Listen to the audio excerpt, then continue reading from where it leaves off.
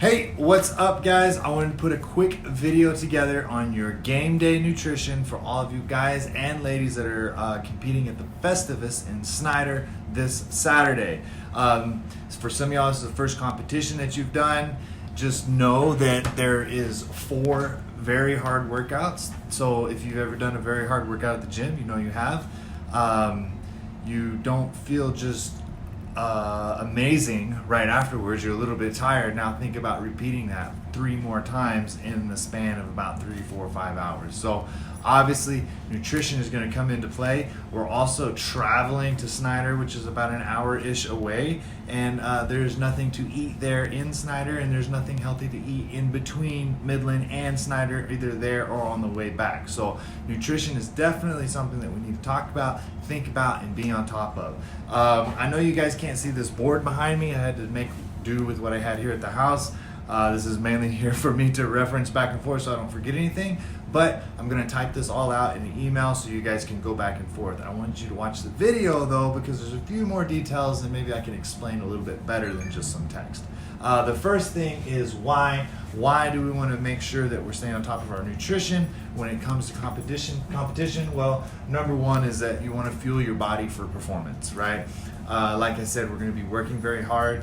It's proven that you're going to work at least 10% harder than you ever do in the gym at a competition, over and over in front of your friends, family, all that stuff. Is just exciting. So in order to do that, you want to be at your top level of performance as you can, and we want to feed your body with the right fuel. So number one, fuel your body with performance. Number two, you want to maintain your strength, power, endurance through the entire event. So like I said, if you are used to working out fasted in the morning, that's great. You'll probably do fine for the first 1 or 2 workouts. But if you don't eat anything, by the time 1, 2 o'clock comes around, you're going to be extremely hungry, and then you're going to have to do another workout. You won't want to be in second, third place and just tank that last one because you have no energy left. So that's something we want to stay on top of, maintaining your strength, your power, and endurance for the entire day. Number 3, we want to enhance your post-comp recovery, reduce soreness and fatigue. So when we're done with this thing, right, only reason we're doing a competition for fitness is because we feel good, we've worked hard, and we want to go prove ourselves like on a battlefield per se of fitness, right? So you don't want to tank yourself and be so sore that you can't go back to the gym on Monday. It's right back to work on Monday. And if you do your proper recovery and eating throughout the day, and eating when you get home, and eating before the day, then you're not going to feel like crap. You are going to be sore. Granted, you will be sore, but hopefully by Monday you're going to be ready to go back to the gym. Maybe just pull back a little bit, and on Tuesday you're 100% again. That would be the goal. So enhance your post-comp recovery. And then number 4, the final one, we just want to keep you guys on track. Again, this is a fitness competition, right? We don't want to put everything into this fitness competition because you worked so hard, you want to prove how hard you've worked, and then just completely derail your focus, not come into the gym for the week, maybe go home and drink a bunch of beer and eat donuts and French toast and pancakes and just feel like shit basically, and then miss a whole week in the gym or derail your progress. That is not the reason for doing a fitness competition. Okay, so last one, we just want to keep you on track. All right, so what does that mean? Well, first off, your first workout starts at 9 a.m. and we have to be there somewhere around 8. That means you're going to be leaving. I think you guys are trying to meet up at the gym. Some of y'all carpool together by 6 a.m. Well, that means that you need to be eating your first meal at least 3 hours prior to your first workout. It's probably going to be more like 4 hours, okay? This is the most important meal of the day. That's kind of cliche to say that about breakfast, but in this scenario, it is the most important meal of the day because this is how you're going to fuel yourself for the workout. Let me pull back a little bit actually before we get to Saturday morning. Let's talk about Friday. Friday is the day before the competition. You should be on a good diet already. You should have stopped working out as of Wednesday, maybe Thursday, a light workout if you want to, but preferably just some light mobility, stretching, maybe do the sauna, something like that, go for a walk. Friday, you should be just chilling. Again, you can still go for a walk or do the sauna, but you're not trying to do anything strenuous. And then your final meal on Friday, that would be the day before you go to the competition, you just want to bump your carbs by like 20%. I didn't say have a big bowl of spaghetti. I didn't say eat pizza and cinnamon rolls and all that stuff. I just said bump your carbs by 20%. So if you're having 1 or 2 handfuls of potatoes, have 2 or 4. You know, just double what you would normally do for dinner. Just double it, right? You just want a little bit more carbs for a little bit more fuel in your muscles the next day. Okay. Now back to Friday. Most important meal is your breakfast. So this is the one I spent the most time breaking down. Again, all this will be in the email. But 3 hours prior to workout, we have proteins, we have carbs, we have fat. Men, you guys need to get 20 to 30 grams of protein. Make sure you guys can see me. 20 to 30 grams of protein, 30 to 40 grams of carbs, and 20 to 30 grams of fat in that one meal. Women, you need to get 10 to 20 grams of protein, 20 to 30 grams of carbs, and 10 to 20 grams of fat in that one meal. I've broken that down into hands too. If you guys are doing kind of our baseline product or baseline nutrition, you know about doing a hand. So it'd be 2 to 3 palms of fist, 2 to 3 fists of carbs, and 2 to 3 thumbs of fat. Again, these need to be whole foods. This is not a protein shake. This is not some kind of like quick deal. This is a real meal. Okay, so what's going to be easiest, like what would I do, is I would just make an omelet. And in fact, Kirby went ahead and pre-made what she's going to be doing that morning, following 10 to 20 grams of protein, 20 to 30 grams of carbs, and 10 to 20 grams of fat in an omelet. She uses shredded potatoes, eggs, a little bit of cheese, and some other things. Anyways, I'm going to attach a picture and a recipe for that. If you're not sure what to do, just copy what she does. It's going to be great. Okay. For guys, you just almost double it. You don't have to quite double it, but remember, this is a lot of food, guys. It's going to be your biggest meal of the day. Okay. All right. So once you get that down, you're going to head to the gym.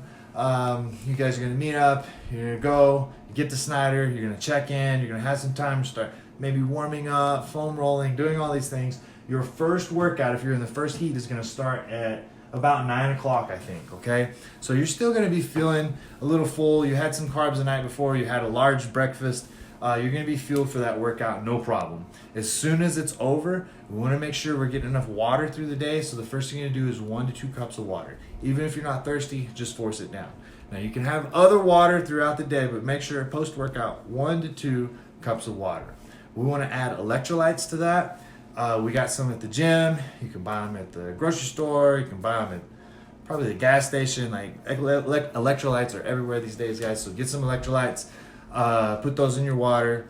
And then if you are doing the MAPs, the EAAs, the essential amino acids, this is a perfect time to take those. They're going to provide you with 8 to 10 grams of protein. They're not going to provide any type of metabolizing or any energy towards that. You're just going to be able to consume some protein to keep your energy levels high. So I highly recommend some essential amino acids, electrolytes, and water after the first workout. Now, after your third workout, it's going to be the same thing. So I'll get to that here in a second. Now, WOD 2 is going to be around 11 o'clock. This is about your lunchtime.